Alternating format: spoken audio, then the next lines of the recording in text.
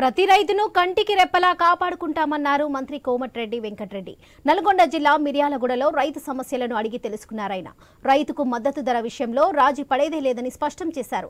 మద్దతు ధర ఇవ్వని మిల్లులను సీజ్ చేస్తామని రైస్ మిల్లర్లకు హెచ్చరికలు జారీ చేశారు. గత ప్రభుత్వం జగన్ వద్ద మోకిరాల కృష్ణా గోదావరి నీళ్లను ఆంధ్రకు తరలించి దక్షిణ తెలంగాణకు అన్యాయం చేశారని మంత్రి కోమటిరెడ్డి వెంకటరెడ్డి ఆవేదన వ్యక్తం చేశారు.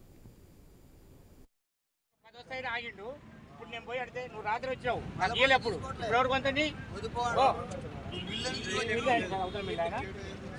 ఇప్పుడు ఆంచే నేను వాగ్దానం చేసి వస్తున్నాను. మీరు వచ్చి వచ్చి మార్చి మిల్లు దగ్గర ముఖ్యమంత్రి గారు మేము ఒక టీం లాగా పనిచేస్తున్నాం. గతంలోగా ముఖ్యమంత్రిని కలవాలంటే మంత్రులకు ఎమ్మెల్యేలకు అవకాశం లేదు. ఇలా మంత్రులకు ముఖ్యమంత్రి ఒక టీం లాగా పనిచేస్తున్నాం. నష్టపరిహారం ఎక్కడెక్కడ నిన్న అకాల వర్షాలతో నష్టపోయిన దాన్ని సర్వే చేపించి నష్టపరిహారం ఇచ్చే విధంగా చర్యలు చేపడతాం. ముఖ్యమంత్రి గారు మేము ఒక టీం లాగా పనిచేస్తున్నాం. గతంలో